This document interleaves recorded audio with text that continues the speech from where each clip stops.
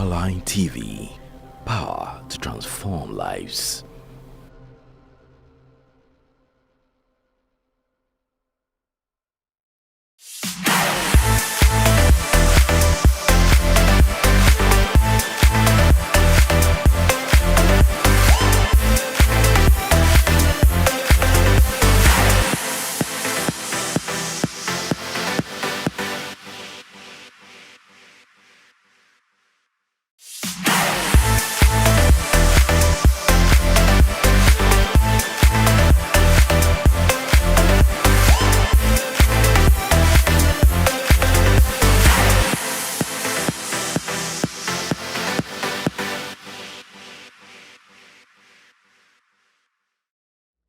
Welcome to another week of Family Life with Mama RITA. You see me in a special t-shirt today. Wow. This is my Royal Ladies t-shirt, City of Shiloh. I am ready for Camp 2021. From the 1st to the 4th of July, 1st to the 4th of July, all roads leads to the city of Shiloh. What for? For Royal Ladies Camp 2021. Roll away the stone.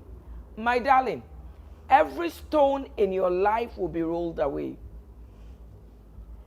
The stone of pain, the stone of hardship, the stone of sicknesses, the stone of poverty, the stone of singleness, the stone of bad habits, every stone in your life will be rolled away.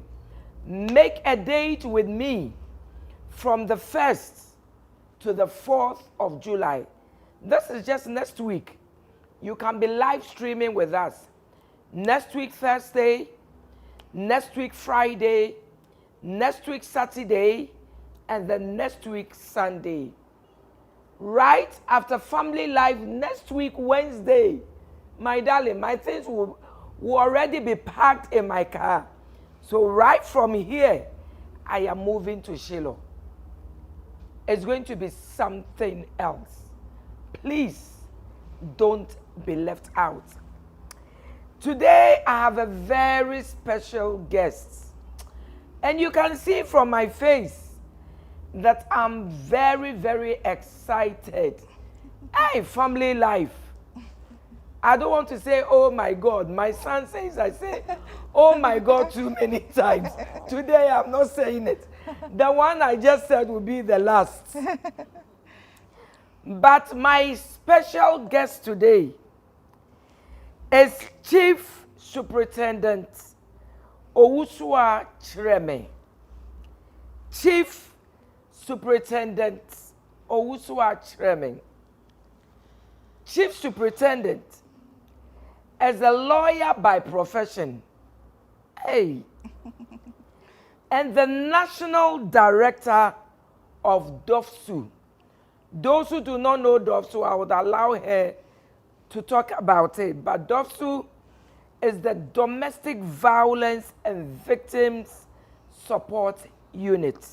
So for our international guests, our international viewers, when we talk about DOVSU, D-O-V-V-S-U, Domestic Violence and Victim Support Unit, I have the whole national director with me in the studio. It's going to be something else. Chief Superintendent, you are welcome. Thank you, Mommy. This is Family Life, where we talk about families and issues pertaining to families. In the last few weeks, about 6 weeks, we've been talking about domestic violence. We realize that it's happening too many times.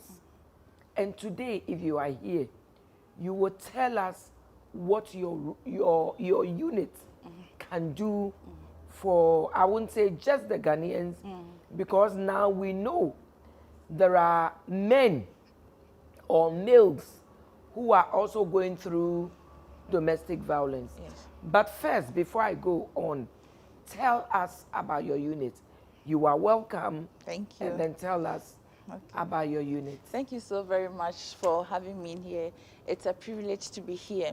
So DOVSU, to begin with, which is Domestic Violence and Victim Support Unit, is a unit within the Ghana Police Service. Okay. It was established in So October. it's a unit within the Ghana Police Service. So you're a we are policewoman? Yes. Wow. I am a policewoman. I salute. I think I'm sir. So we are police officers, and what we basically do is the general police duties, which is to prevent crime, to investigate, to prosecute, to apprehend. So we do same at DOVSU. Okay. We do prevention, we do apprehension, we do investigations, we do prosecution. Okay. But the thing with domestic violence is that we go beyond what the traditional police would do, because it has to do with survivors who need the support beyond the police. Okay. Some of them most of them, if not all of them, need the services of, say, counselors, social welfare, the doctors, medical staff. Wow. And sometimes even NGOs to intervene to support them with financial support. They need shelter. So then we have to reach out to people. So we go beyond that. That's why we have the victim support. So we might not be able to provide the support directly, the help directly. But what we do is that we build bridges and connect the survivors to the appropriate officers. So when you come to us, we do need assessment, because the victim walking in, the survivor walking into our police station will not know what she needs. She might be thinking, yes. She doesn't know what she needs. Exactly. So we listen to you, and per what you tell us and our own findings, we say, you know what, you need medical first. Okay. So always in what we're doing, in fact, we recently did validation of our strategic plan for the next 5 years. Okay. When we are done with it, we're going to launch it. In our strategic plan, our one of the principles that we're going to run with, it's been there, but we really want it to be in black and white, is that whatever services that we provide, it must be survivor-centered. Okay. So our focus is serving the survivor. Okay. So when you come to us, we look at what you need, and then we say, okay, instead of taking statement, you need a medical assistant. Okay. And then we'll refer you to the hospital. Okay. If you are able also to talk and you don't, the medical assistant is not urgent, we can then take statement from you and then we'll refer you to the hospital. Sometimes the person might not need a hospital, but rather a counselor. Okay. Sometimes the person might need a hospital, the police, the counselor, the social welfare, and on and on and on. Wow. And then after the normal investigations, we gather our evidence. If there is evidence to show that the crime actually was committed, the person has been arrested, obviously we go to court and then the court decides. The good thing about the domestic violence is that first and foremost, it is not about women against men. Okay. It's not about some intellectual ladies, women who are at the forefront of whatever and they are fighting the men. We are not fighting men because we are all human beings. We need each other. We depend on each other to coexist. Men cannot do without women, women we cannot do without men. So people should not have it at the back of their mind that domestic violence is a Western culture something. It's about healthy relationship, building healthy relationship. So normally what happens is that when you come in and we do all these things, we make sure that we connect you to outside the right people to provide you with the necessary services. And then what we also do, apart from that, is also build a network with other NGOs. Okay. Because we are unable to provide all the needs. So for instance, shelter. We will have to depend on NGOs, some NGOs, to provide us with shelter. Okay. Sometimes family members are able to come in to support us with a safe place for the person to stay. So basically, in a nutshell, we do normal police work. Beyond that, we try to connect the survivor. We do follow up to see how the survivor is faring. So what are you mandated to do by law? What we are mandated to do by law is exactly what we've said. Okay. Which is to prevent crime, Okay. to apprehend, Okay. to investigate, to prosecute. But the nature of the survivor is such that we go beyond. Okay. Which is, because when the survivor comes, the survivor might be harmed, hurt in a way.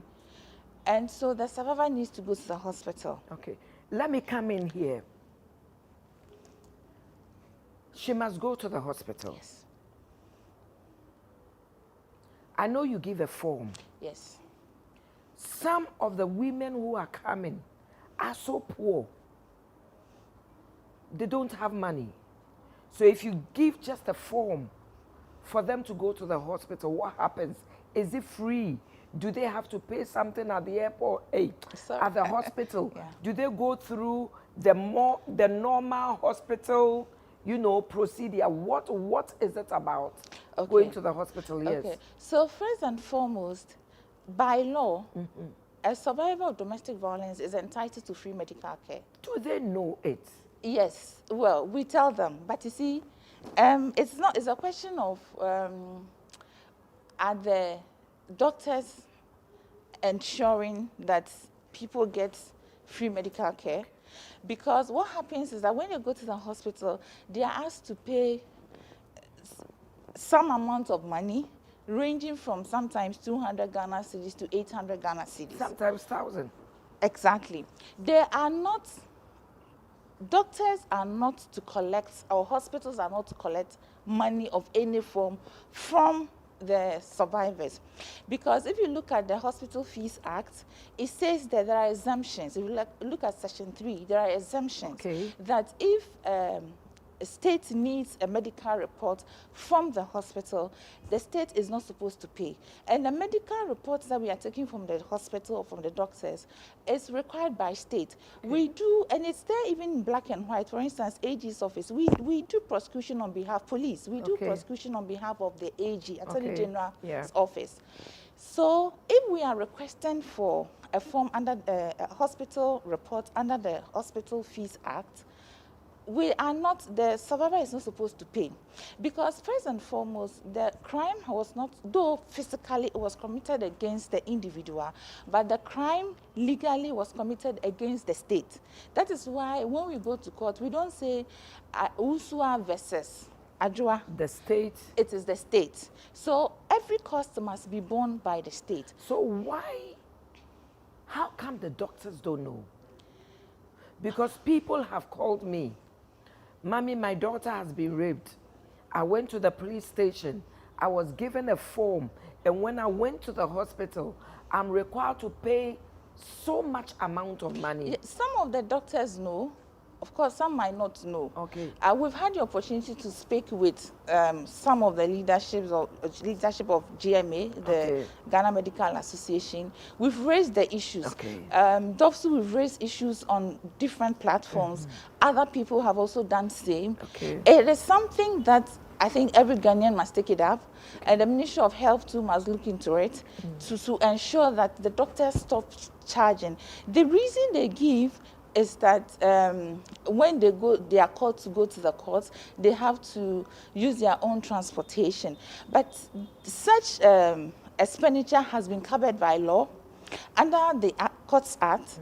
When you go to the court, when you're a doctor and you're supposed to go and give evidence, you are paid at the end of the day by the court. So when you go to the court, whether the court sits or not, afterwards you send your subpoena form to the registrar of the court. The registrar endorses that you came to court. After your session, after giving evidence in court, then the court will prepare your check, and then your check is handed over. And you are paid according to the distance that you traveled. So somebody coming from, say, Kumasi will get more than somebody living in Accra and going to court. So provisions have been made. And so there is a need for higher authority to ensure that these doctors stop, because it is illegal to take these. So is it possible that on your form, there can be a place that states this is supposed to be free? They know. I mean, we have a new form that has been designed. In fact, some of the argument they were making was that on the police form, the old police medical form, there is an amount in pesos written there. Okay. So the reason why that money was written there, that amount was written there, was the fact that in those days, maybe you end up at the private hospital. Okay. So it was meant for the private hospital, because government couldn't, of course, control what a private person does. Government couldn't tell a private person, do it for free. But a government or state can tell a state institution that don't charge this because it has control over that one. So, but people over the years have interpreted it to mean that they are supposed to charge. So then they sit down and then I understand GMA has come out with guidelines as to how much they are supposed to charge, and they go, but it is illegal. Okay. It is illegal to do that. And so it's very important that you can use your platform to raise such issues, and let's talk about it, and they put a stop to it. So I hope you are listening to me. If you are out there listening to me, if you are a victim, when you go to the hospital, it's supposed to be free. So don't be afraid to go to the hospital. People are afraid. Yes. They are giving the form. Yes. And the case is rape case. Yes. And they are even afraid to go to the hospital. Why? Because I don't have money to pay. Exactly. And by the time they get the money to go to the hospital, they've already washed down. They've already washed down. Yeah, yeah. So what they should do is they should go to the hospital, all right, get the medical attention and leave it. And if they go and that's what I've been telling my coordinators, that if the doctors continue to charge money, then what we'll do is that the survivor should go to the hospital, seek medical attention, get whatever drug she's supposed to get. And then if she gets to a point where the doctor is not ready to endorse the form, she should leave it. We will just build our evidence, go to court, and then we subpoena the doctor to come to court. And the doctor can then not say that because I have not collected money from the survivor, I cannot go to court. Then that becomes the person is veering into a different terrain altogether. So that is also another option available to us for us to use. So I hope you are listening to Chief Superintendent Owusua. She's saying, if you are a victim of domestic violence, medical attention is free. My darling, don't be afraid to go to the hospital because you don't have money. Please do. I want us to be on the same page. When we talk about domestic violence, according to your unit, DOFSU, what does domestic violence mean and what does it entail? Okay, so per law, when we talk about domestic violence, it simply means carrying out an act which under the Criminal Offences Act 1960 Act 29 amounts to harm or threat, threat of any sort, and also being involved in any activity. It could an act, it could be specific act or series of acts within an existing relationship or a previous domestic relationship, which amounts to physical abuse. So if you are in any relationship currently of any sort, of a family sort, or you used to be, say, married to somebody, and you carry acts, on acts or specific acts that result in physical abuse, sexual abuse, economic abuse, emotional, verbal, psychological abuse, sexual harassment, conduct that degrades a person or makes a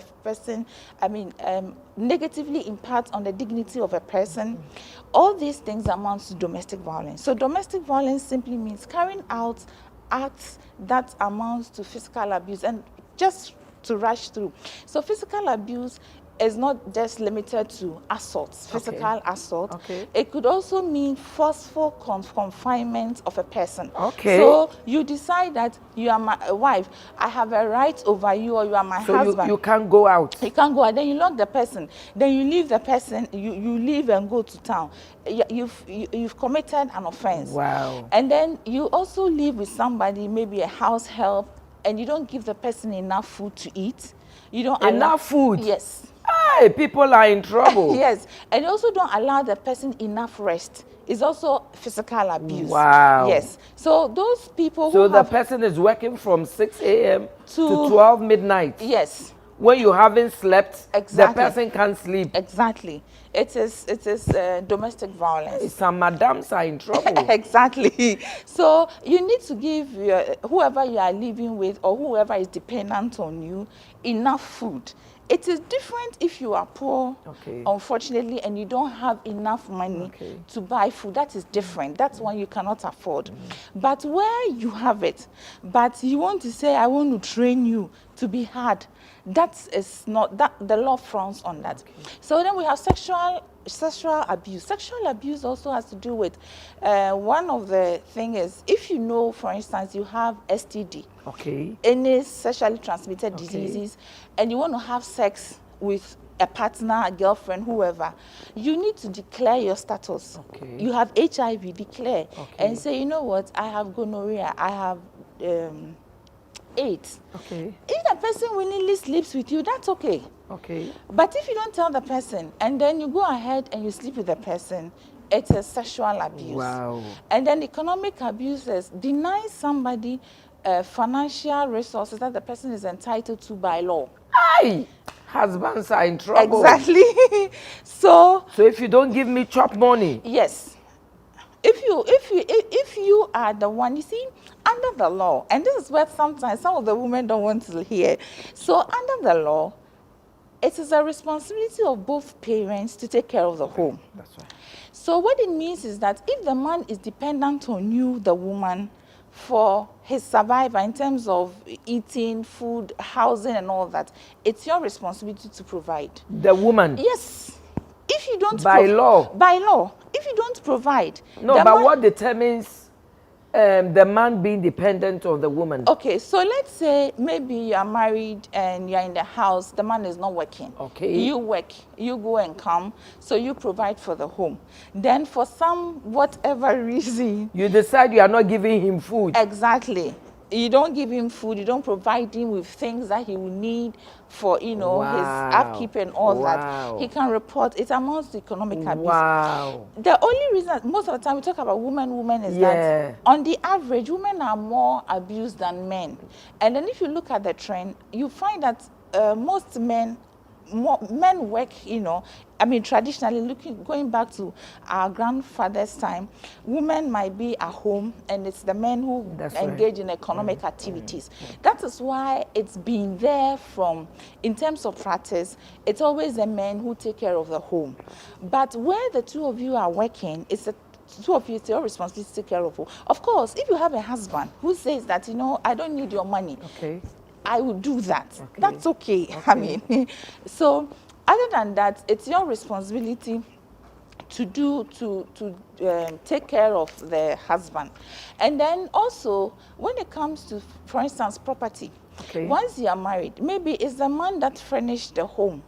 You cannot say that, oh, today I don't like the shape of your face, so I'm not going to allow you to watch TV. Oh, don't use the fridge again. I bought it with my money. Wow. It is also economic abuse. Yes. This is also economic abuse? Yes. So if I want to punish you because you refuse me sex. Exactly. So you can't watch television for a week. Exactly. It's economic abuse. So when it comes to economic abuse, it is irrelevant that, okay, I bought it. That's an irrelevant. It's not an excuse. It's not a defense. The point is, has the person got material interest in the property? If the person has a material interest, he might not have legally be the owner, but once the person has a material interest in the property, for instance, a vehicle, the person uses a vehicle, you bought the vehicle, and then for whatever reason, because you quarreled yesterday, you take the key away. Exactly. And say take trot to work. Exactly. Or you threaten Oh, so this information you are giving me. Oh my God. Or you threaten the person that you will destroy a property or move the property away because of whatever behavior you think the person is putting up. All these things are economic abuse. And the emotional abuse, psychological, verbal. Emotional abuse has to do with something that constantly makes a person unhappy, Okay. jittery, Okay. feel like he or she is not worth being a Okay. human being. So it's series of acts. Sometimes, you know, we have individual differences. Somebody can be insulted and the person cannot just be bothered. But others too have different temperaments. Yeah. So it depends. And then verbal abuse is a normal insult. And emotional abuse can come about as a result of verbal abuse. Because if you tell the person, who are you, look at you, are you even a human being? You are useless. You are useless. When I'm even walking with you in public, I feel shy of you. You know, so when you do that, anytime she's walking in public, she feels like, even when somebody is looking at her or him and thinks that, oh, this is a beautiful person, in her mind or his mind, it'll be like, I am ugly. Oh, look at they are looking at me like I'm ugly. So these are some of the things. And then sexual harassment too is like, you know, it could even involve sending messages or nude pictures to people, or touching the person's body. As soon as the person says stop it, you have to stop. Okay. If you don't stop, beyond that, it becomes sexual harassment. Oh, wow. So these are some of the things. And then behavior that also makes a person feel less of a human being and all this. So in summary, this is what domestic violence. And when we talk about what constitutes domestic violence relationship, we are looking at husband-wife, we are looking at adopted children, Okay. we are looking at grandmother, grandfather. So it could be by blood, Okay. or by marriage, or by law. So by law includes adoption. Okay. So your father-in-law, your mother-in-law, all these people are within the domestic relationship. Okay. And then we can also talk about your ex. So your ex-husband, your ex-wife, they are all domestic. Wow. My darling, you are listening to Chief Superintendent Owusu Achreme. Please send your questions. She's here to answer your questions. Please, don't wait. Let her go and send me your questions. Don't let me advertise my ignorance. It's not my area. The professional herself is here.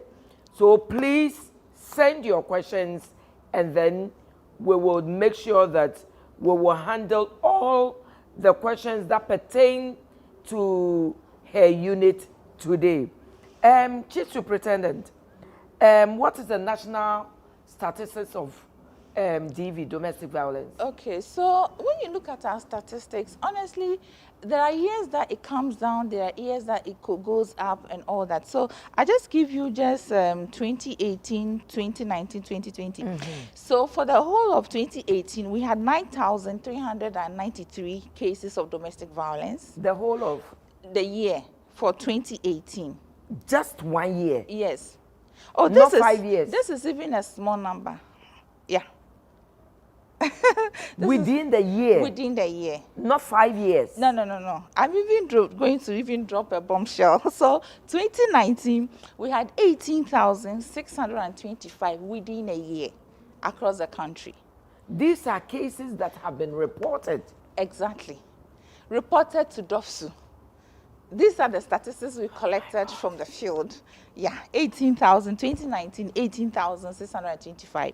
And then in 2020, we were lucky the number dropped. So in 2020. Maybe God came in. Yes, maybe God came in. And then 2020. Yeah. Rather, during the COVID lockdown. Yes, you know, people, because there was an increase in Europe, when domestic violence was, there was an increase in domestic violence in Europe, people assumed that if it happened in a developed country in Europe, then it should happen in Ghana. But per our statistics, there was no increase in domestic violence. Is it because people were not reporting? Because people were calling me all the time. You know, even during normal times, not everybody reports domestic violence. So even in normal times, domestic violence, SGBV cases are underreported, which is normal. So we are unable to use it as a basis to say that because of the lockdown. Because in Ghana, we should look at a lot of factors. For instance, our lockdown was not a strict lockdown. It was a partial lockdown. And it was also a lockdown that affected few areas. So majority of the country affected Accra, Greater Accra, Kasua, and then Greater Kumasi. So beyond that, northern region, Volta region, there was no lockdown. So we cannot say that because of lockdown, people were afraid to report. Now, my argument is that, okay, so assuming that because of lockdown, people could not report, what about after lockdown? So if you were being beaten and you couldn't come out, after lockdown, you cannot come out. So what happened? So we should have still had the statistics, because this statistic is from January last year to December. So after the lockdown, people could have still been reporting. And you see, because it was a partial lockdown, people still had the opportunity to come out. So assuming, so if I have a sister, for instance, who sells cocoa by the roadside and she's being abused, when she comes to sell the cocoa, she can find a way to go to the police station or tell her customers. So that's going to be my next question. Are the rise of reported cases due to increase in violence or more people owning up to speak? For us, we believe strongly per the data we collect that is more of advocacy. Because people are getting to know their rights. Because time's gone by, in fact, even currently, there are people who are not aware that certain things are abused. Because they will tell you that your grandmother or your mother will tell you that, oh, that has been the experience. We've all enjoyed it, so enjoy it. I mean, if you're a woman, I mean, be submissive, but they do this. So it's we had a victim a few weeks ago whose mother told her, oh, stay in the marriage. You don't need to report. Beating doesn't kill. Exactly, but beating does kill. It does. Yeah, it can easily kill you. You can be beaten to death. In fact, just one stroke, the person can just hit you, and unfortunately, you fall. Your head will hit a hard surface, and you'll be dead. So for us, once, even if it's not, it doesn't include beatings, and it's just even limited to even emotional abuse, you still need to report. We always make this statement that even the law makes room for reconciliation. So even the law that is there to prosecute makes room for reconciliation. It means that DOFSU, the Ghana Police Service, we are not there to dissolve marriages. We are not there to break homes. No, because we need a healthy family. Because when you have a healthy family, you are able to raise children properly who will become responsible adults in future. However, if you don't have a healthy environment, it is better to move the kids and move yourself out of it to a safer and more healthy environment so that you can raise the children to become better adults. Because children tend to practice what they see. That's so and true. What they see from childhood is what they become when they are adults. So when a child sees the father or mother using force in a home, in his mind or her mind, she thinks that the only way to get things is to use force. Or the person grows up and says, you know what, if the person is a woman, she says, I will never allow a man to control me. So you end up with such a person in the office space. And then she is the boss or whatever level she finds herself. When you are a man and you bring a good idea, she automatically opposes you for no apparent reason. Not because your idea is not a better idea, but she's opposing you because she feels that men must be opposed, because she's seen what a man did to the mother, and for her, she will not allow you to do so. So these are the things. So even in the workspace, sometimes the behavior of people might not be because they just hate you or they've heard something about you, but it's their past hunting them in that form. Hey, Chief Superintendent, if we don't finish, I will bring you back. I'm learning so much today. Yeah, thank you. We will go on a short break and we'll be back. Please don't change the station.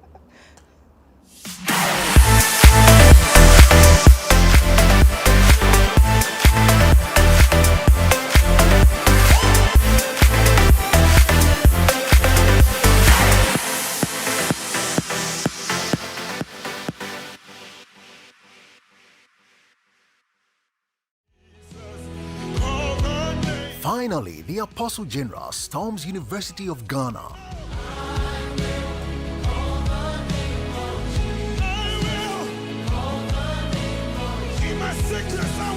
The University Christian Fellowship of University of Ghana presents a 3-day power-packed encounter dubbed Jesus Saves Crusade with the Apostle General Sam Crunchy Ankara. The theme is the revelation of Jesus, Matthew 16:15. This revival is happening on Friday 25th, Saturday 26th, and Sunday 27th June 2021. On Friday and Saturday, the power nights are at 6:30 p.m. and Sunday celebration service at 7 a.m. It's happening at the Pence Field, University of Ghana, Legon. It's UG's Jesus Save Crusade with the Apostle General. You don't want to miss this life-transforming weekend.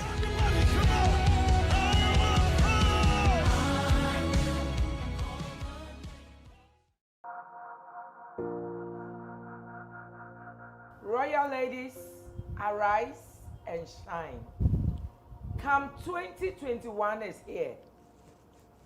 From the 1st to the 4th of July. From the 1st to the 4th of July. This is just next week. All roads leads to the city of Shiloh. This year's camp, oh my God, roll away the stone. My darling, every heavy stone in your life is going to be rolled away. The stone of pain, the stone of hurt, the stone of sicknesses, the stone of poverty, the stone of singleness. My darling, I don't know what stone has covered you, but at Camp 2021, every stone will be removed. I have powerful speakers. Apostle General himself will be there. Mama Faith Ngwali from South Africa will be there. Mama Naomi from New York will be there. Hey, Reverend Charles from IMC, International Mission Center. Reverend David Alex Saki, also from South London, will be there. Reverend Derek will also be there. And then there's going to be a surprise. Please, I won't tell you. You will know who the surprise is. But trust me, come 2021, it's going to be heaven on earth. By the end of the 4th, you will see it, that every stone has been rolled away. God bless you. See you there.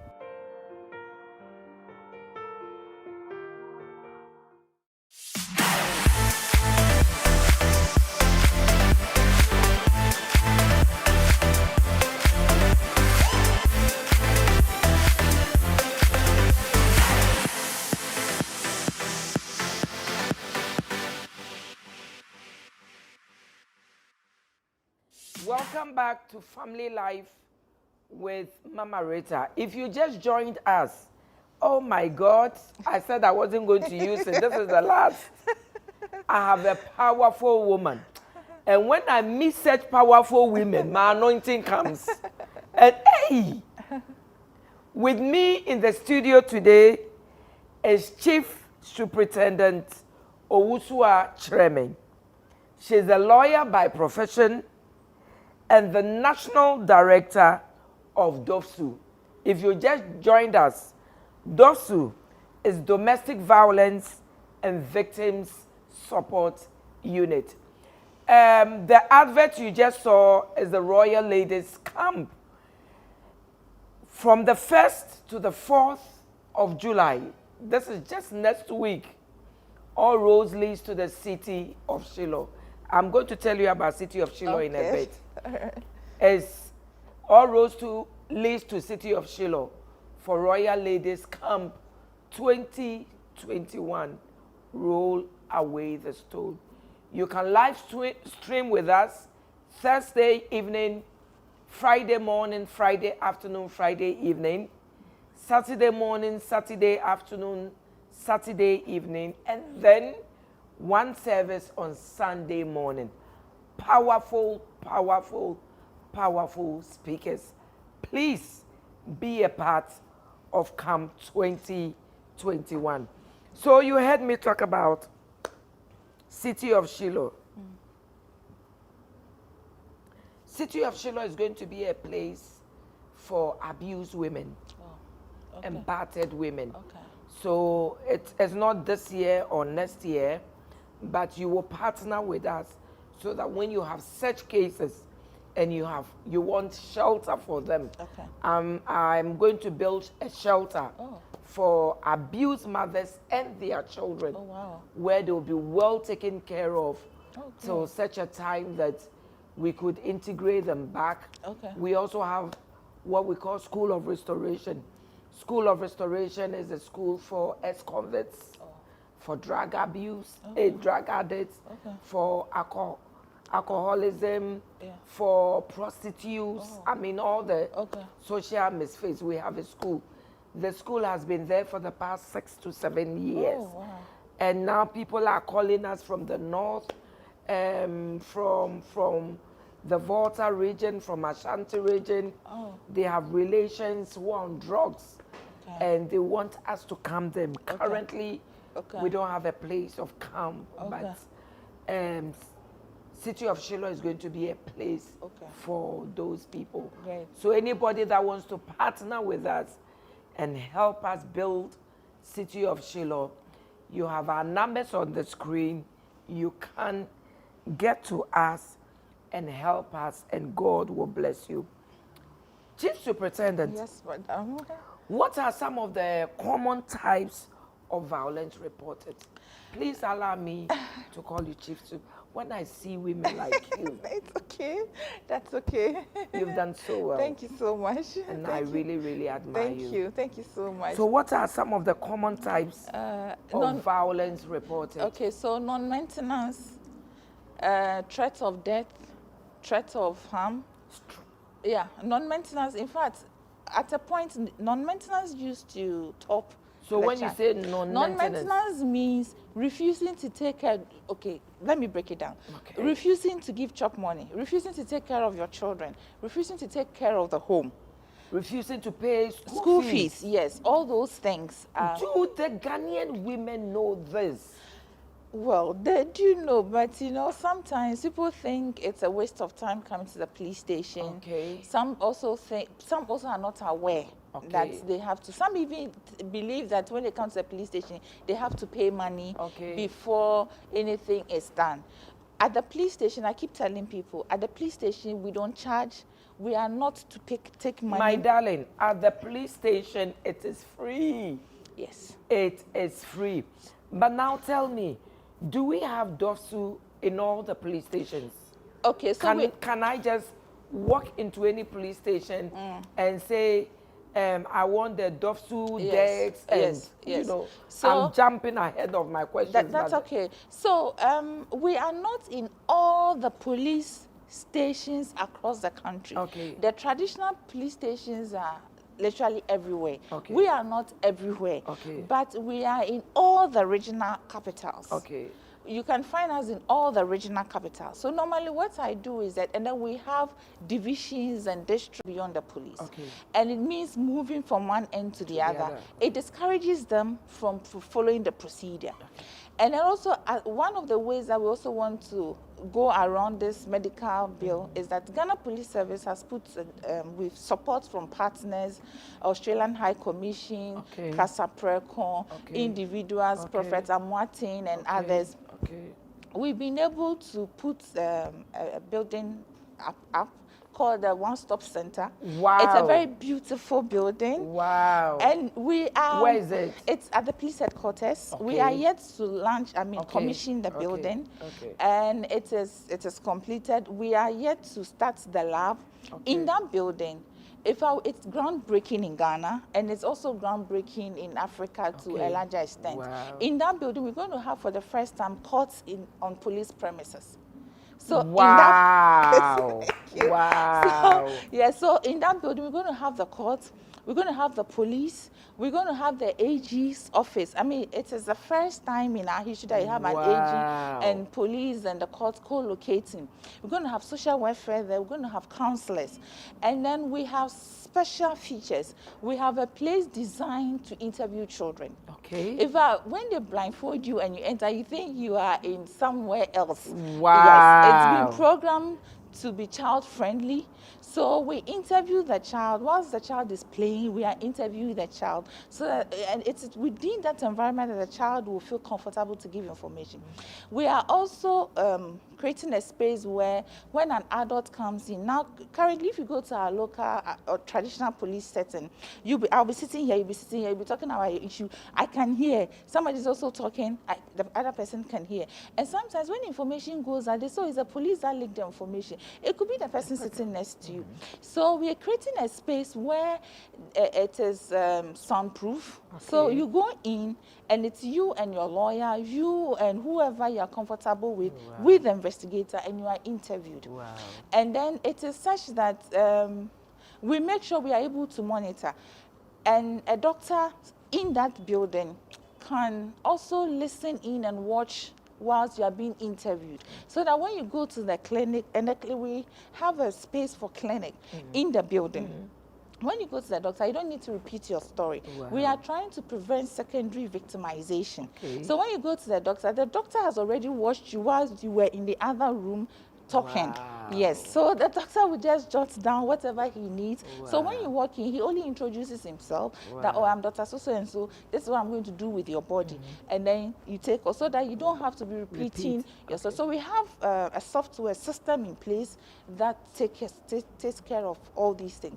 So these are some of the innovations that police is bringing on board. It is capital intensive. Okay. And so we can't just do it everywhere at a go. It is one step at a time. Okay. So as soon as we are done with the one in Accra, the Inspector General and the police administration have mapped up another strategy to also start construction of the one-stop center outside Accra in one of the regions. Yes. Wow. So these are some of the things that we are trying, the police service is bringing on board to ensure that we are able to handle domestic violence very well. And we have temporary shelter in that building. Wow. I am inviting you. I can't wait to see it. To come and I will come and see it. Yes, please do.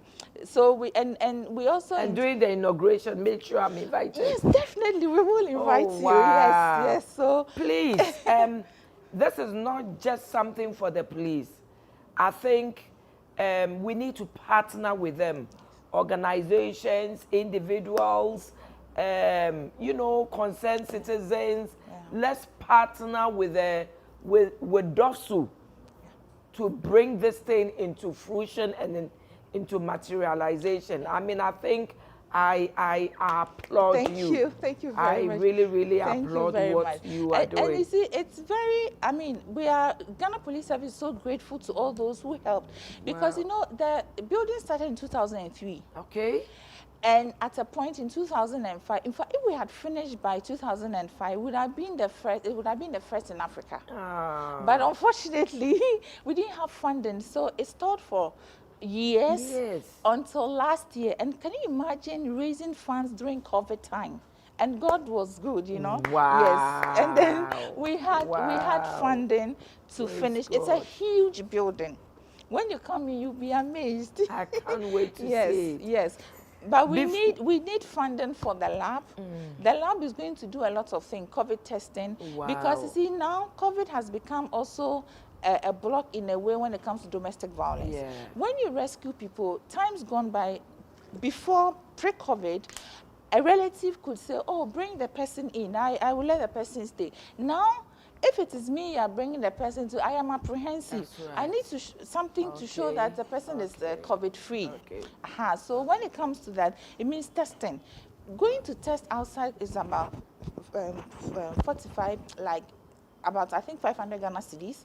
And so, yes, so if we have our own lab, we can quickly, yes, do the test. Please, the building is done, but they need funding for their lab. Let's help Ghana, please. Oh my God, I think I would have to bring this woman back. It's time for question time. Please bring in your questions.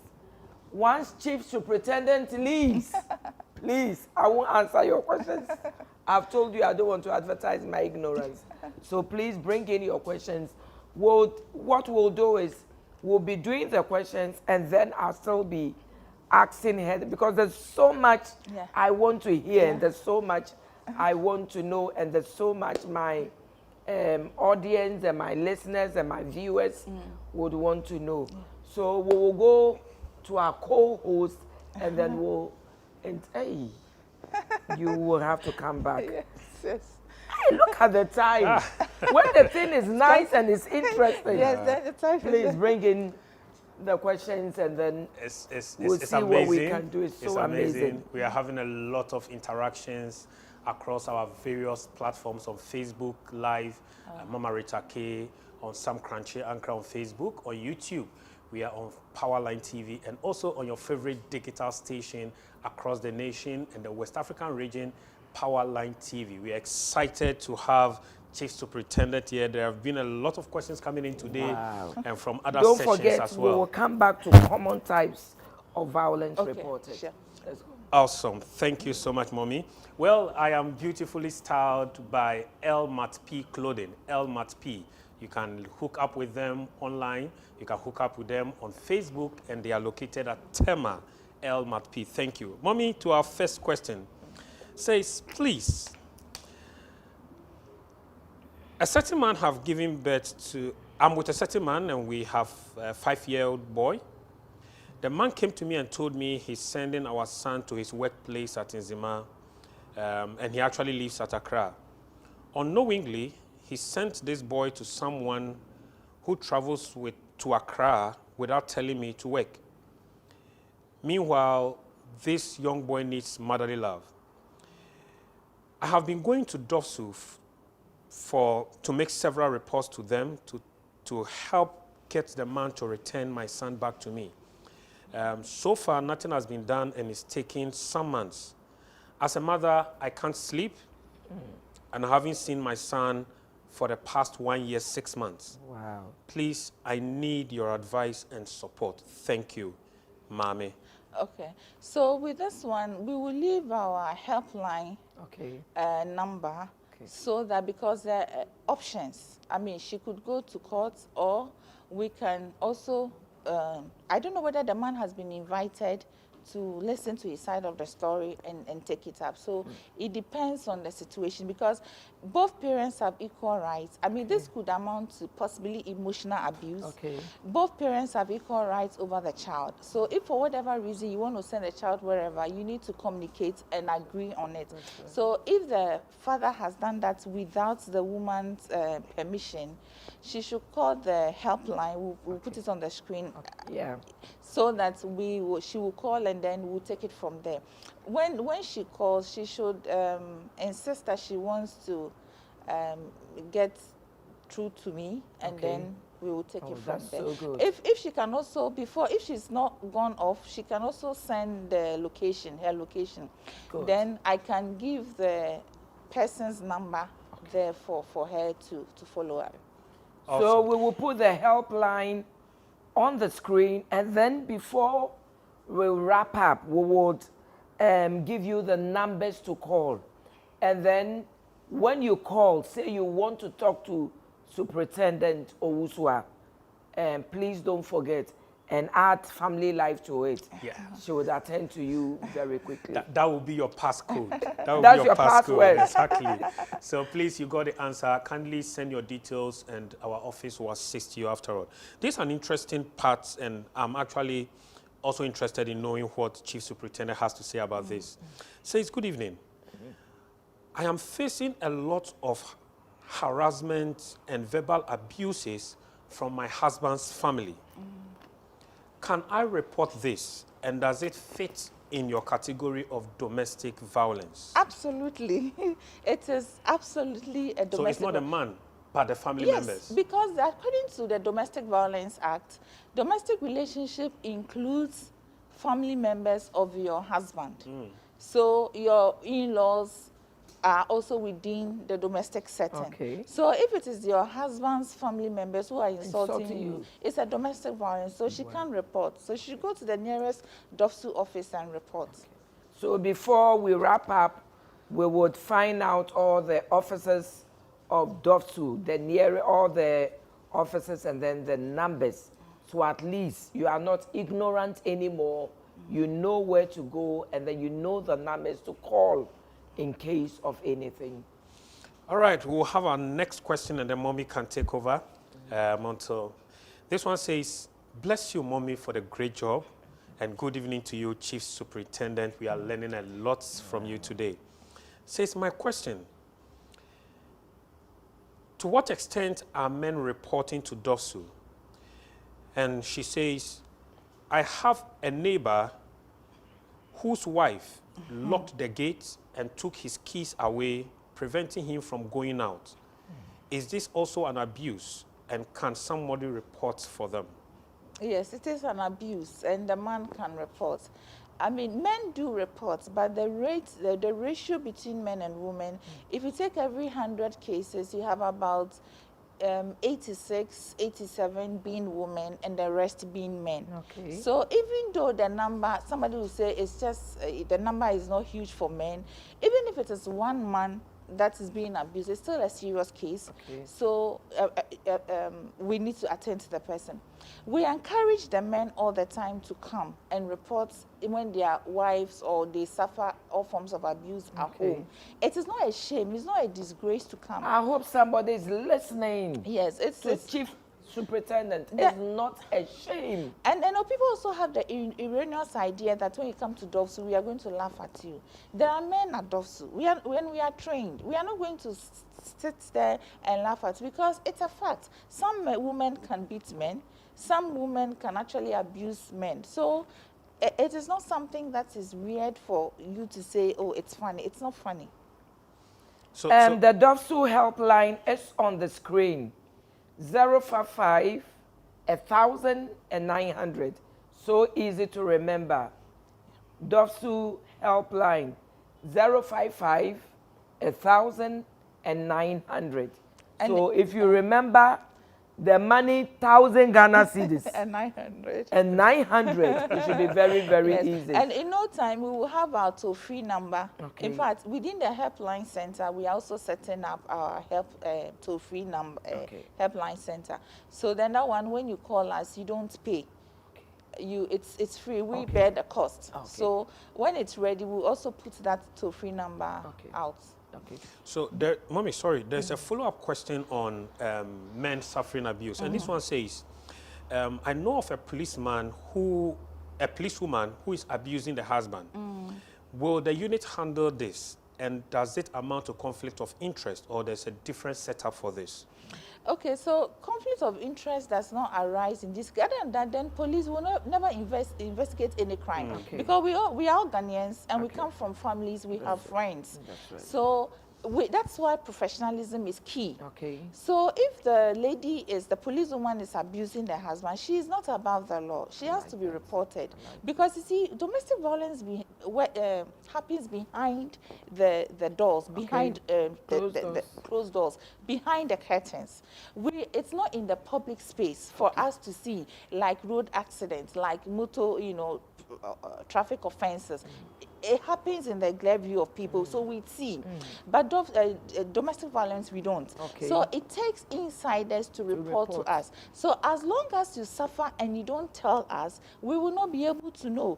Maybe it will be by chance. Maybe you go to the hospital and the doctor will look at marks on your body and come to the conclusion that this is possibly an assault, a domestic violence issue, and the doctor will report. Other than that, if you don't report, we are not aware. Wow.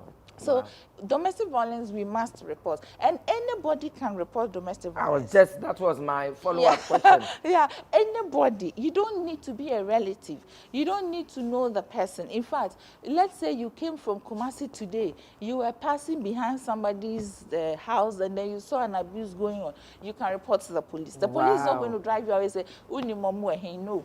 We will still take it. You can just take, so you don't need to go through domestic violence to write down the number. No. My darling, you don't need to go through domestic violence to write down the numbers. 055, 1,000, and then 900. You will never know when you are passing behind somebody's window that the husband is beating her or the wife. Or in a trotro. Or in a and the husband is refusing to pay the lorry fare. Or it's not part. Oh, it is because we are saying when it depends. If the woman is dependent on the man, and I'm traveling, I need money to move from one place to another, and you are refusing me economic resources. It also falls under that. Yes. Wow. Yeah. Wow. So my next question. How do you help people going through domestic violence and are not willing to step out? Okay, so we have so many women like that in society. Yeah. They are going through domestic violence but are not willing to step out. So that is why, for instance, we need, let's say, the churches, the NGOs, and other state institutions to do public education, encourage this platform. It's also an avenue for us to tell people that don't be afraid, have the courage, come. It is not, it's not a shame.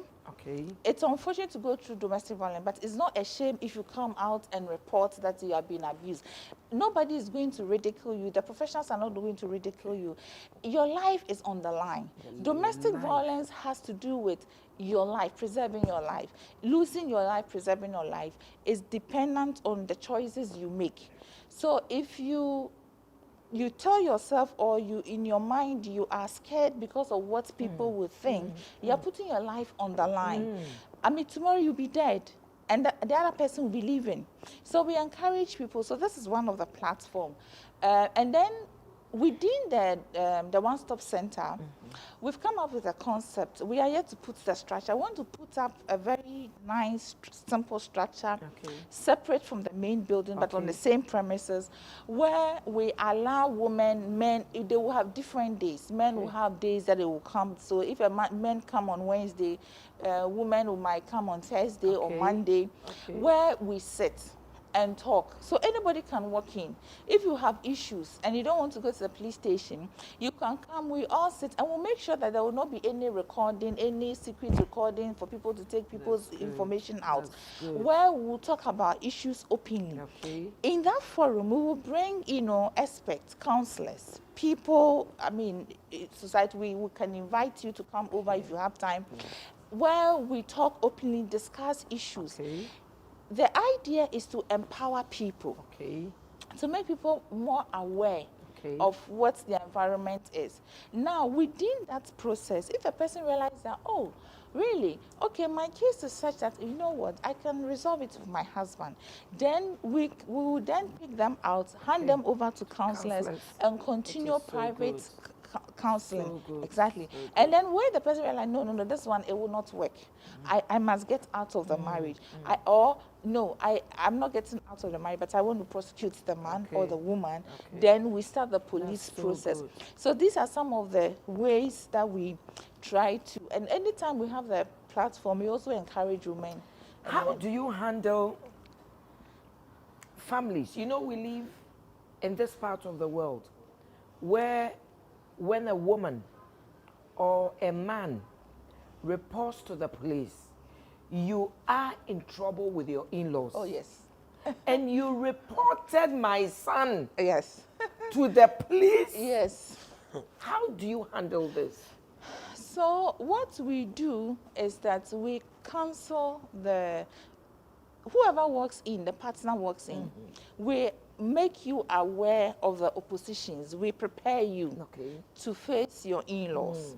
That, you know what, we are happy you've come to report. These are the repercussions. But do not be afraid and say, oh, because of this, I'm going to chicken out or I'm going to stop the process. And because we will show to you, describe to you what could happen if you chicken out. That's right. Because at the end of the day, when you are being beaten at home, your in-law is sleeping and snoring. You know? I like that. You know? And Your then, in-law is sleeping and snoring. yes. Or even enjoying Exactly. a bottle of fruit malt. juice. Exactly. Yes. You know, cooling it somewhere, having fun. And then you are being beaten, crying, and you can't even sleep. So we make you aware that this is what is going to happen. Okay. But of course, the in-laws, there are also lines that they have to draw, because if they push to a certain level, we can also prosecute them as well. So we make the person aware and make them also aware that it is possible that the in-laws would say because of that, there's going to be a divorce. That's right. But we also make them aware that, look, it's about your life. It's about your life. We don't make the decisions for you. We lay the facts bare for you. The possibilities, what can happen, you know, if you don't prosecute. You end up dead, and the man goes ahead and marries somebody else, right. and take up everything that you worked for and share it to somebody That's else who right. did not work for it. So once you have life, you never know what you have. I mean, once there's life, there is hope.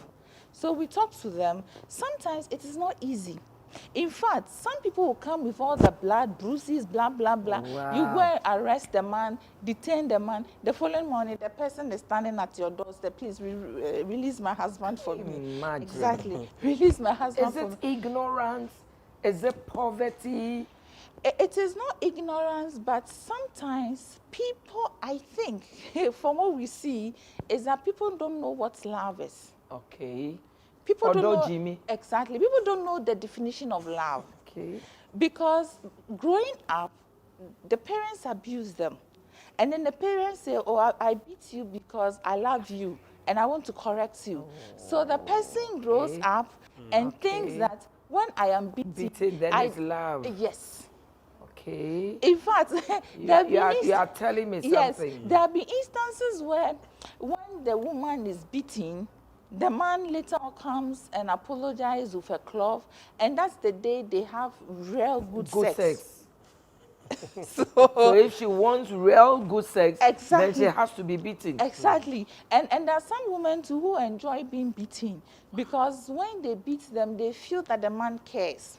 Wow. Yes, so sometimes this has to do with psychological issues. I think I have to let my husband start beating me. No, please, we beg you. Wow. Yes. So some people There think, are people who think that when they are beaten. Oh, yes. In fact, if the man does not beat her, she feels the man doesn't love her. Wow. Yes, because of how she was brought up. Because if you grew up in an environment where you are told that you can't beat somebody, it is wrong. Anybody who beats you, the person hates you. You grow up with that mentality, and you will never stand and allow somebody to abuse you. Okay. But if you grow up in an environment where your mother will beat you, your father will beat you, and afterwards say, you see, I beat you because I love you. If I don't do that, you will go wayward and blah, blah. So in her mind or his mind, when you are beaten, it's because the person loves you. Wow. Yes. So these are some of the challenges that, that we have. And so we are able to talk to them. Some of them are able to stand on their grounds and push for the case to go to court, and then the marriage is dissolved. Some too go back. In fact, some too are able to work out, and then the abuse stops. Okay. Because even the court, the law allows reconciliation. So the reconciliation can happen on 3 levels. One, either at the police station, if it's a misdemeanor, under the law, when the case is a misdemeanor, the law terms it as not being serious. Okay. So if it's like, maybe you've been married for like 10 years, 5 years, you've not been quarreling, then one day there was an issue and your husband said, oh, you stupid woman. You're an idiot, useless woman. Then he picks your items and throw them out. Okay. It's an abuse. Okay. You can come and report. So when you come and report, we'll look at it. If it falls within the misdemeanor, looking at who you are, I mean your nature and all that, we'll put you through counseling. Okay. Sometimes it could just be misunderstanding. Okay. And then it resulted in quarrel, and the person used certain words that the other person didn't like. They go through it, and then at the point they realize that, you know what, we can work this thing out. Then they come and withdraw the case. At the police station, we will allow it once it's misdemeanor. But if it's aggravated misdemeanor, even though it's supposed to be a simple issue, but looking at the impact, the extent to which you have suffered, it is serious. Then we will not settle it. We'll still have to go to court, and the courts decide. At the courts too, the court on its own can look, the judge can look at it, the magistrate can look at your facts, and on its own say, okay, I've referred you to ADR. Go to ADR and resolve the issue. Or one of the parties can request of the courts, the complainant, for instance, can request of the courts that they should be referred to ADR, and then they are referred to ADR. And then whatever agreement that is made at the ADR, the court adapts it as its judgment, and then it binds the parties. I know there's a question, but before the question, have you had any instance where you look at the case and you listen to the case, you look at the abuse and you think that this must be, there must be a divorce, yet the woman says, I want to be in the marriage? Oh, yes, that one, yes. But you see, that one, they keep coming to the police station. They come, when you come to Dofsu, it is unprofessional on our part to say, go and divorce your husband. It's unprofessional. Because, for instance, I always tell people that when it comes to divorce, it's a personal decision. Your pastor must not influence. Do not allow your pastor to influence the decision. Do not allow your family, friends to influence. It's your personal decision. No, but where you see that the life of the individual is at risk. Yes. And death. Yes. So what you do is you tell them the dangers. Lay them bare. Say, you see, this is what you're telling us. This is the evidence we have. If you continue to stay with this man or woman, these are the possible results. It could lead to death. It could lead to serious harm. It could lead to this and that and that. But then, if we have to prosecute, of course, we'll go ahead and prosecute. But as to decision as to for you to leave your husband, we can also rescue you and put you in a safe place. But we can't also stop you from going to where you are suffering abuse. The reason why we strongly encourage that people don't interfere with divorce is that, you know, when the person divorces and leaves, and the person starts feeling lonely, because it was a decision she didn't own, she would say, oh, you see, maybe this one, if I had stayed, maybe, and then Pastor Mama Rita said I should leave, and then I left. So now she begins to regret it. When loneliness sets in, because now in your crisis moment, you have people you lean on. When the crisis go down, the very people you lean on for support, sometimes you call them, generally they are busy. That's true. Maybe you feel lonely, you want to talk to Mama Rita. Mama Rita is preaching somewhere. She cannot talk to you. So you become Shilo, out of coverage area. Exactly. So she becomes lonely, then she's like, oh, when me huyanka, I should have stayed. Yes. So, but when you own the process, you have thought through. So when the loneliness comes, you're able to face it. When you don't have anybody to talk to, you are able to manage it. But when it's somebody who pushed you, it is not a decision you've thought through. Hey, Chief Superintendent, you must come again. Thank you. You must come again, because the questions I have and the questions people, questions coming in. It's telling me to have a lot of questions. You too, you have a lot of questions. Please. Because you made mention of the fact that sometimes you have started processes and the victim will come pulling out. Does the lack of prosecutorial will of the victims leave you helpless in assisting in instances of domestic abuse? Oh yes, sometimes. Sometimes you are literally helpless. Because you see, you can prepare the docket and take the docket to court anyway. But the question is, who's going to give evidence? And the issue with our law is that when it comes to what you have to prove, the standard is beyond reasonable doubt. Okay. What it therefore means is that at the end of the day, when the prosecutor has presented the case for the state, the conclusion should be that nobody else committed the crime but that very individual we are accusing. Okay. Now, if at the end of presentation of our case in court, there is a doubt, it goes in favor of the accused. So the doubt would be like, at the end of the day, the court looks at your presentation and say, okay, it could be that it is Mama Rita or maybe it's Ousua. Okay. So if I am the accused, it will go in my favor. Okay. So if you don't have the support from witnesses and a strong evidence to back what you're saying in court, I mean, obviously the accused will go scot-free, or sometimes you are even unable to even prosecute the case at all. So when you don't have the cooperation of witnesses, it can really hinder the process. And sometimes witnesses are able to, people pay them, accused persons are able to pay them, they relocate, and then you can't even find them. Exactly. Okay. So if you have to prepare a victim for court, when it comes to financial issues, what happens? She has no money for a lawyer. Do you get the person a lawyer? Does she have to pay the lawyer? What happens? Okay, so when it comes to criminal prosecution, you don't need a lawyer. Okay. I mean, if you are rich, you can decide to get a lawyer who will team up with the police to assist the police in one way or and the police is not bound to listen to the lawyer. But of course, if you want a concrete case and you are getting, you want to have a strong case in court and you have legal help from other sources, I mean, it's only okay to say, okay, I will listen to you. But if you are a victim, a survivor of domestic violence, you don't need a lawyer in criminal cases. The state is your lawyer. The AG's office is your lawyer. The rep from AG's office is your lawyer. But because the AG number is not enough to handle all criminal cases, they've allowed the police over the years to be handling issues of prosecution. So in that case, the police prosecutor is technically your lawyer. I mean, just to, in plain language, some of them are not lawyers.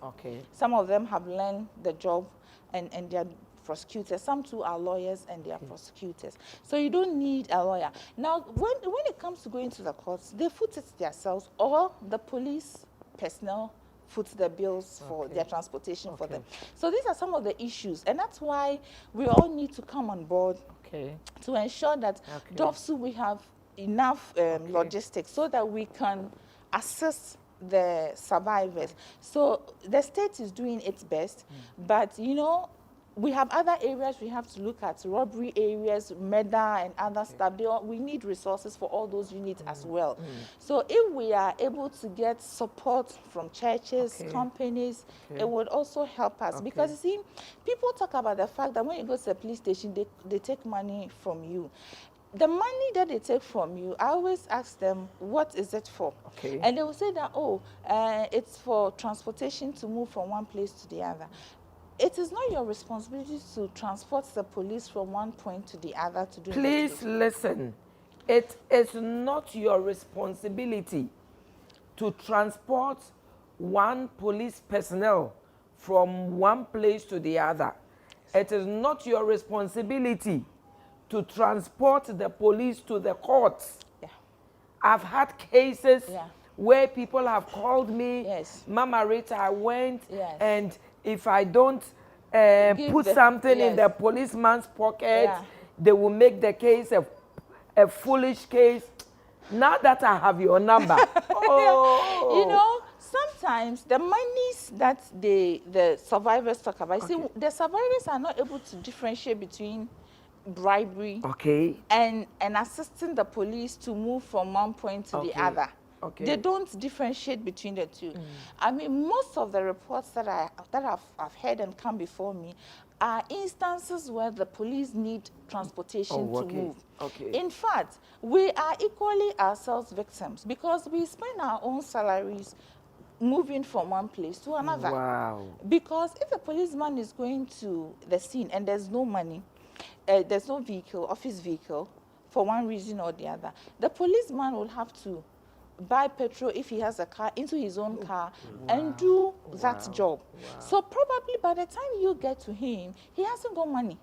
He has already spent. In fact, there is one lawyer, police officer at Labadi, district officer at Teaching. He spent about 700 Ghana cedis on a survivor for his own pocket money, personal money, and he's not even a DOFSU staff. He had to get a hotel, a guest house for the survivor. Wow. Yes, feed the survivor. God bless him. Amen. All the policemen and women who are doing a good job, may the Lord bless you. Amen. Amen. I stand on behalf of the government of Ghana, the citizens of Ghana, and we say thank you. Thank you. We know you are doing a very good job. Thank you. We hear things about the policemen all the time, but trust me, they are not all the same.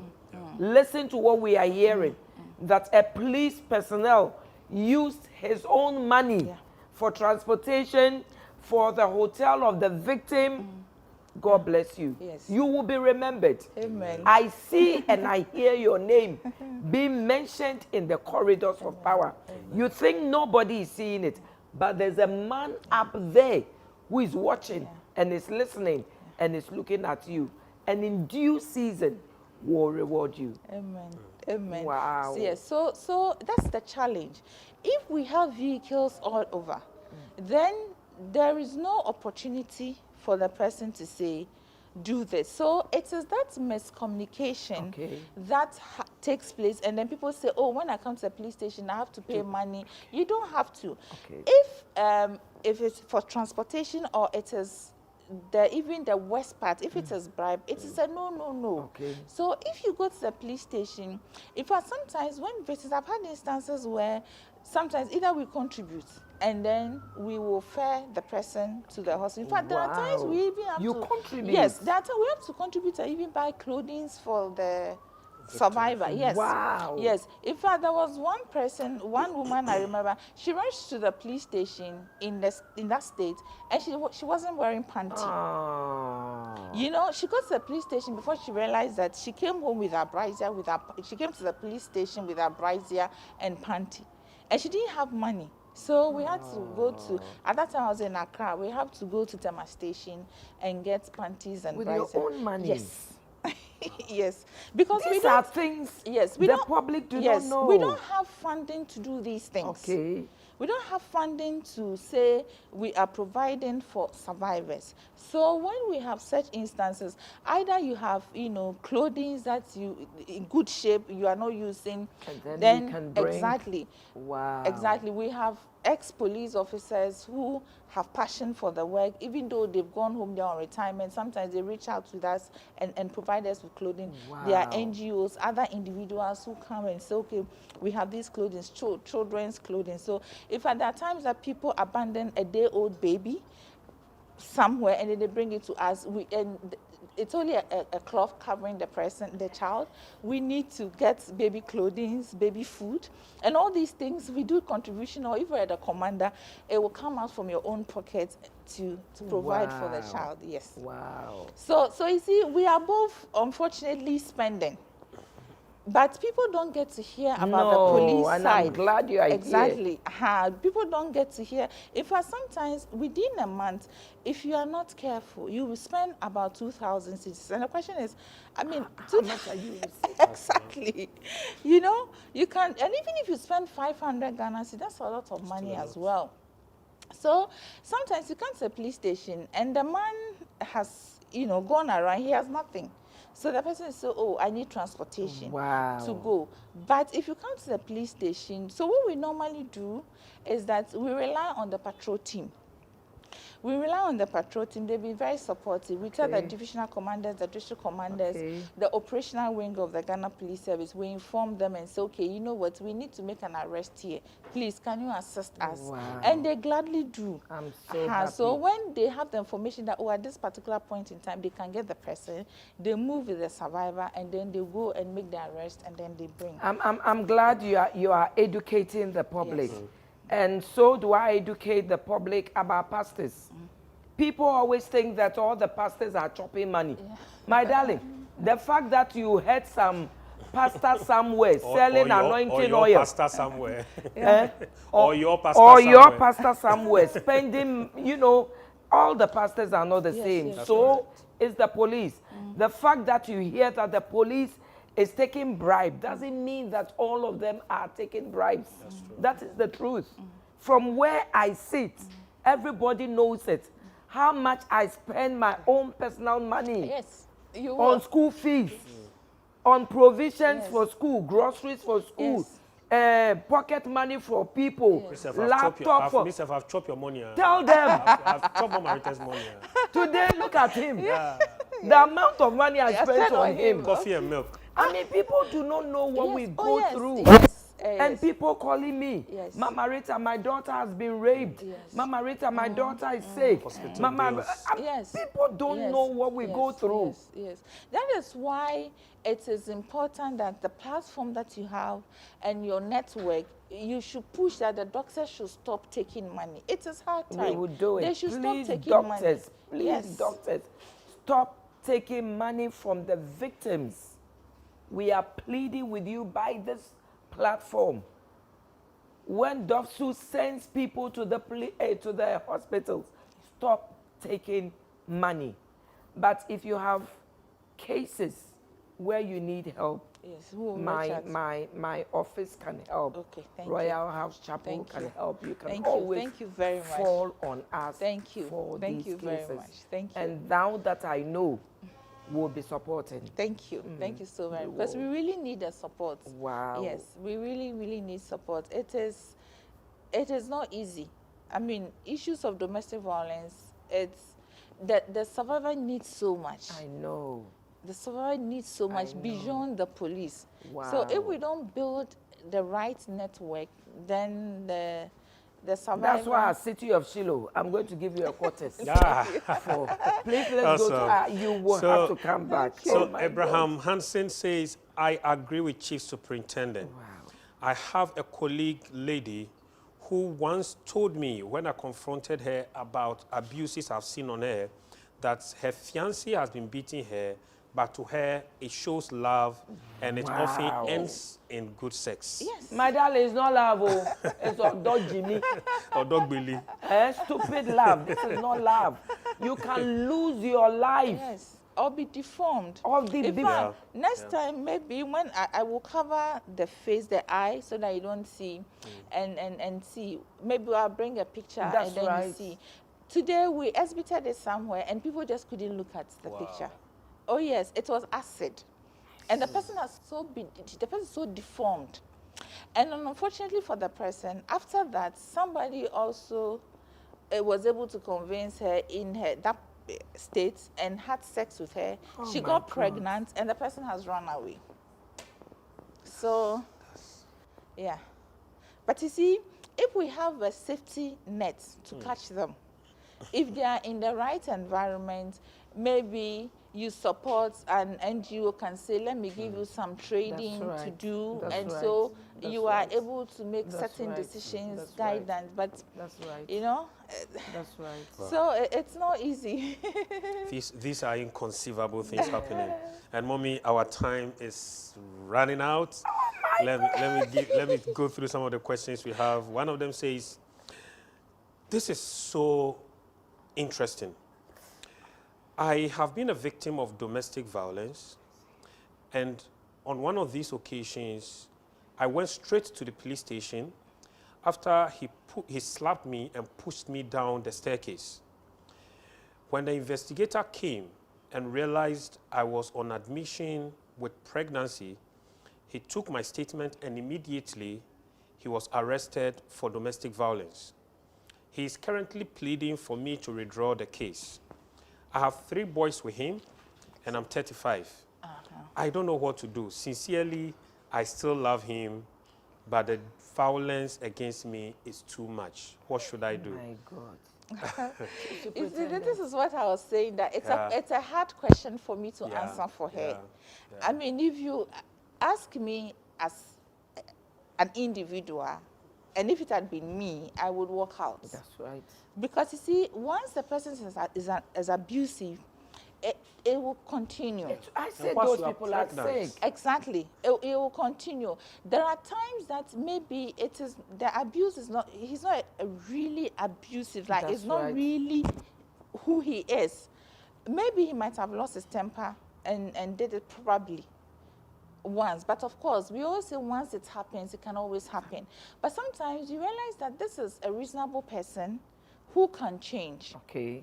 I have a case where the man actually beats the wife up to the extent that, in fact, when she even got to the office, she was literally pushing me. I was standing by and she was just walking in it as if at that time she had, excuse me to say, mental issues. She was just, she literally pushed me. So I was like, I said, oh, madam, is there a problem? And like she wouldn't want to talk to me. And then she wanted to talk to somebody else. And then she said she wants to see the director. And my office staff said, that's the director you pushed. So when I listened to her story, we arrested the man and detained him. So the following day, we brought him. And you could see that he was not amused he was detained. But when we explained issues to him and made him aware that it was just detention, staying in a room and being locked up. This one, it's physical pain you inflicted. That's right. So if you are not amused about that, do you think your wife should be amused about what you've done? And seriously, since then, they've never had, the woman withdrew the case, but since then, They've never had any issue. yes, so there is one out of 100 that, they change. So it's up to her to decide. But for me, I always encourage that, looking at the intensity or the nature of the assault, let's go to court. Let court warn the person. Even if the court is not going to jail him or do something harsher, let the court at least warn the person. It's better. Because sometimes when you withdraw the case at the police station, sometimes they feel like, oh, they always get away with it. So it will be difficult to say, as police, My darling, I would say as police is difficult. As but police, from the pastor's point of view, I won't say divorce, but go to the police, don't withdraw the case, let it go to court. yes. Yeah. They sit up when you do that. Yeah. They see you as too weak. Yes. So they can do anything. Go through the police, go through DOFSU. DOFSU have qualified personnel, trained personnel. Where you need counseling, they can determine whether you need counseling. Where you need medical, they can determine you need medical. Where they think that looking at the case, it must go to court, it will go to court. The fact that you are going through the police, you are going through DOFSU, doesn't mean that there will be divorce. You heard her testimony. One person came to report, and there's been a change. Please report. Don't withdraw the case, my darling. So as for police, who will ask us, honestly speaking, we will tell you that prosecute. Because for us, it's the best option. It's the best option. Exactly. But as to whether I love you, should I still stay married or something, that one, it's difficult for us to tell. It's not in our place to say, stay in the marriage. But we will tell you that, consistently. And what we've realized is that if you don't divorce today, 30 years, I've had people who've been married for 30, 40 years and they divorce. And people ask, why? And I tell why them did they stay so long? Yes, I tell them that they should have divorced the first year, second year of their marriage, but they kept on holding on. And now once the kids leave the house, it's like there is nothing to hold on to. So then the marriage fall apart.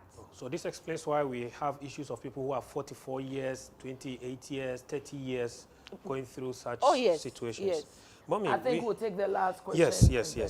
We have a lot of them coming through, but we probably can take one question and a comment. Wow. So we'll just do that. We have one complimentary message coming from New York to you, Mommy, and I'm sure you love it. Well, listeners, this is Family Life Series. We say we are building stable and happy homes. And we trust that you are enjoying this episode immensely. My clothing today is from Elmat P Clothing. You can reach them 0542-834-232. 834-232. Elmat P. Clothing. God richly bless you. Now, this comment, Mommy, is to you. Says, hello, Mama Rita.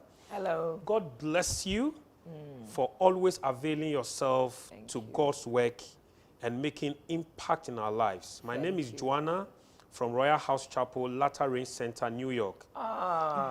So you see, they are watching you from all over. And People are watching you from New York, from the UK, from South Africa, from Gambia, from Nigeria. I mean, all over. So you have no idea what you are doing today. You are being a blessing to the nation. Thank you. And she continues, I'm really touched about your dwelling on this domestic violence topic. It's a serious matter. She says, I'm a social worker by profession, and I work also as a therapist in a mental health center. And most of the mental health issues have been from the background of domestic abuses. Majority of my patients are dealing with psychological problems because of these traumas. I often tell my patients that the words of a person who has been through a struggle, sharing comes with so much weight. Thank you, Mama Rita, for giving this platform to Dofsu and your other people who have come to share and give us their voices. She also says, God bless the strong women who have also come to talk about their past to empower other women. God bless you and the entire Crunchy Ankara family for your sacrifices. Thank you. Joanna from New York. Thank well, you, this Joanna. may be our last question. And it says, good evening, Mama Rita. Good evening. Thank you so much for this program on domestic violence. It's been a national eye-opener. Please, my husband can insult me with the slightest provocation. Sometimes in normal discussions, when an argument ensues, I know an insult is going to follow, and this has been persistent. What can I do? And Mommy, my husband is a pastor. This is where it's sad. Yes. You know, when it comes to domestic violence, if I tell you people who are our suspects, you'll be amazed. Wow. Yes. So domestic violence is a respecter of no person. Wow. So, I mean, I've had certain dignitaries that I am unable to talk about them on air. I mean, mention their profession on air, who have come before us. Wow. So, yes, he's a pastor, but he's an abuser. Okay. So, in such situation, you only report to DOFS because it's emotional abuse. It is something that constantly you'll be or you'll not be happy. You report to DOFS. Depending on the facts of the case, they can refer you to counselors whilst we continue with investigations. If at a point in time, depending on what the counselor or the clinical psychologist recommends, it would also aid police, the DOFS, in our final decision. Wow. Yeah. Wow. Oh, my time. Rich people are abused, poor people are abused. So poverty is not, people are not abused because they are poor. People think that, oh, it's only poor people who are abused. In fact, people are rich, high up, well educated, in fact, positions. Good jobs. Yeah, but they are abusive. They are very sweet, but you know, if you're a professional like me, you can easily see one when you see them. Even though they pretend to be very nice, but the indicators are always there. Wow. You can always see. When you see them, you see. Oh, you can always, you can interact with people for 5 minutes longest. You can tell that this one has a potential. When my daughters are going to get married, I'll bring the men to you. So you can see from me.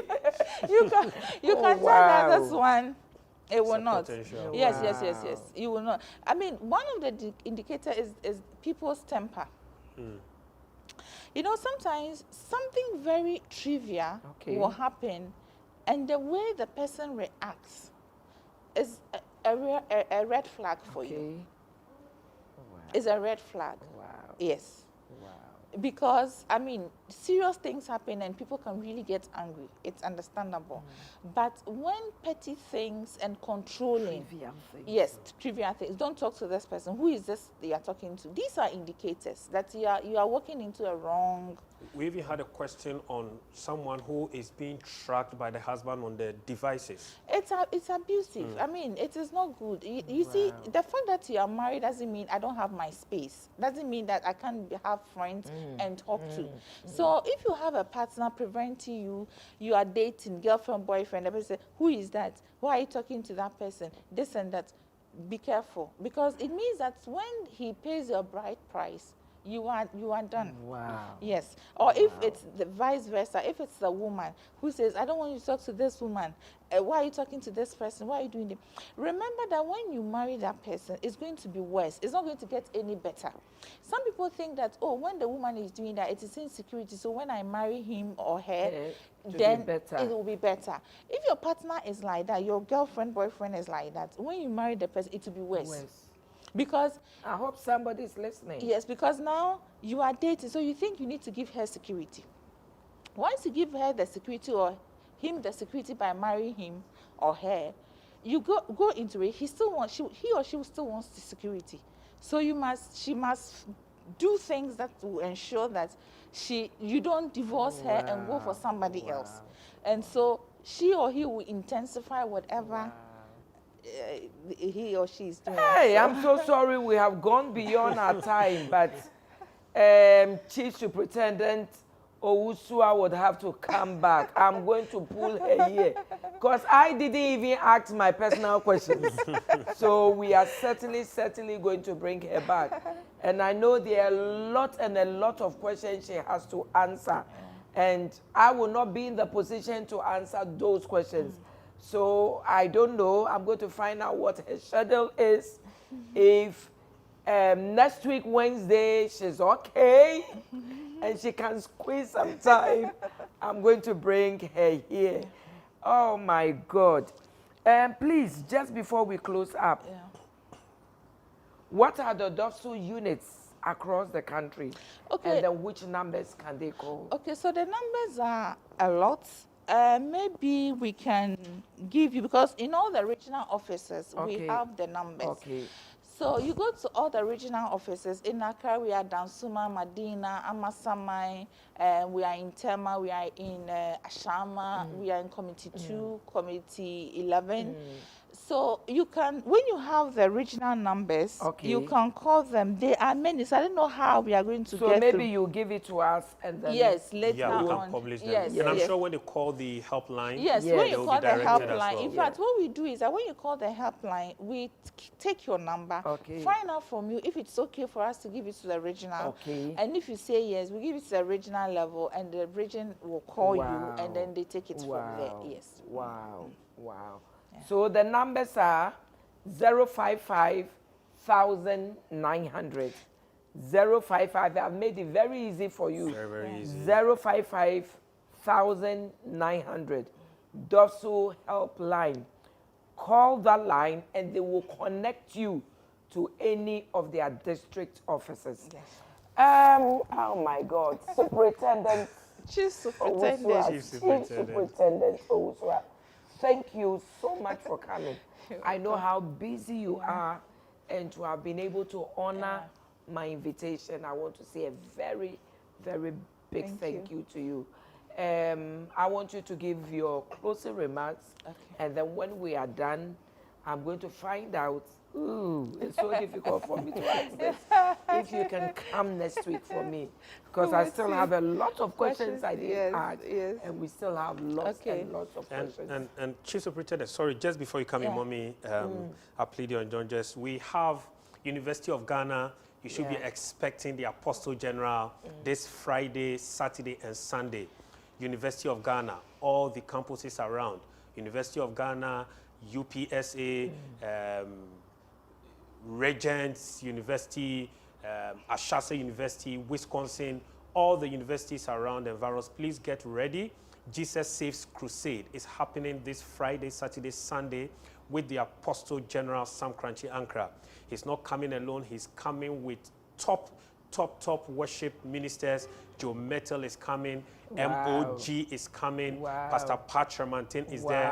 Pastor Mama Rita Kofa will is there. be there. Mama Rita is showing up. I am coming. Those who miss Complete Women's Summit, Mama Rita is coming with the Apostle General. It's going to be exciting. It's going to be powerful. All the denominations on campus are also involved. And this is Jesus Saves Crusade. The theme is the revelation of Jesus. And we'll be glad to have you. 6 p.m. each night. University of Ghana. University of Ghana, Pentfield. So all our friends at Pentagon, all the other halls, all the diasporans, please get ready. Apostle General is coming. And if you're in any campus and you want to commute, a bus is going to be available at Ahimfie here, Accra Technical University, Accra City Campus, Kolebu campuses. Please, 4:30 p.m., a bus is available here at Ahimfie to convey you. Those at UPSA, 5:30 exactly, we have a bus station there to commute you to the event grounds, Pentfield, University of Ghana. This Friday, 25th to the 27th, which is Sunday, Apostle General is coming. Sunday is going to be a morning service, 7 a.m., but the other nights, Friday, Saturday, is 6 p.m. sharp, Pentfield, University of Ghana. Thank you, Mommy. Thank you, Chief Superintendent. Over to you. Thank you. So in conclusion, I would just say domestic violence is a human rights issue. Okay. It has nothing to do with women fighting men. Okay. We are not here to fight the men. Okay. We need each other. Okay. It is a crime. So please report it, because as we keep saying, domestic violence do not just affect the individual. It affects our health. It affects the economy of the country as well. In fact, it affects production. Wow. Because if you are abused and you go to court, you go to the office, you will not be able to concentrate and work.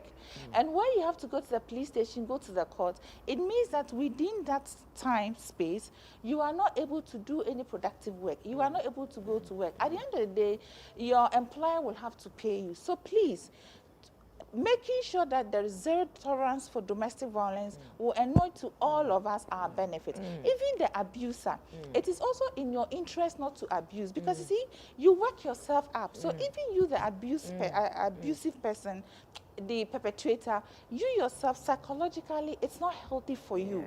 So we encourage people that if you are an abusive person, please seek help. Talk to a counselor. Let's find out why you are doing what you are doing. And together we can fight domestic violence. Thank you. Thank you so much.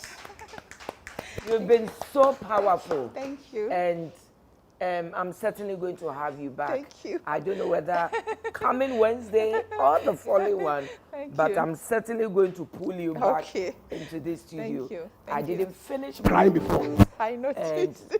And the questions that were coming in, oh my God, and I won't be able to answer them. But thank you so much, and I'm so grateful. From the studio of Powerline and the crew of Family Life, I want to say a very big thank you to you. God bless you. Remember, City of Shiloh, Royal Ladies Camp 2021. And remember, Jesus Cares Crusade. Jesus Saves Crusade. Jesus Saves Crusade at the University of Ghana, coming Friday, Saturday, and Sunday. Until then, I will come your way, same time, same day, next week. Thank you. Have a good night.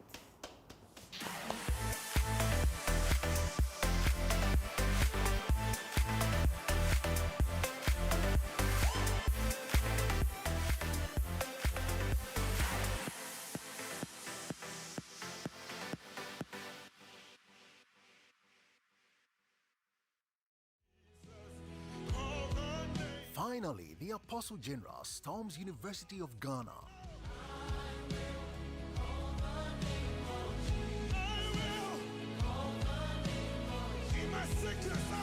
The University Christian Fellowship of University of Ghana presents a 3-day power-packed encounter dubbed Jesus Saves Crusade with the Apostle General Sam Crunchy Ankara. The theme is the revelation of Jesus, Matthew 16:15. This revival is happening on Friday 25th, Saturday 26th, and Sunday 27th June 2021. On Friday and Saturday, the power nights are at 6:30 p.m. and Sunday celebration service at 7 a.m. It's happening at the Pentfield, University of Ghana, Legon. It's UG's Jesus Save Crusade with the Apostle General. You don't want to miss this life-transforming weekend.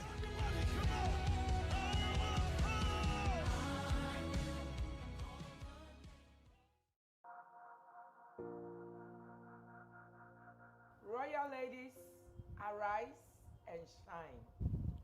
Come 2021 is here.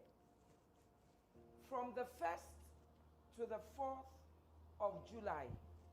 From the 1st to the 4th of July. This is just next week. All roads leads to the city of Shiloh. This year's camp, oh my God, roll away the stone. My darling, every heavy stone in your life is going to be rolled away. The stone of pain, the stone of hurt, the stone of sicknesses, the stone of poverty, the stone of singleness. My darling, I don't know what stone has covered you, but at Camp 2021, every stone will be removed. I have powerful speakers. Apostle General himself will be there. Mama Faith Ngwali from South Africa will be there. Mama Naomi from New York will be there. Hey, Reverend Charles from IMC, International Mission Center. Reverend David Alex Saki, also from South London, will be there. Reverend Derek will also be there. And then there's going to be a surprise. Please, I won't tell you. You will know who the surprise is. But trust me, come 2021, it's going to be heaven on earth. By the end of the 4th, you will see it, that every stone has been rolled away. God bless you. See you there.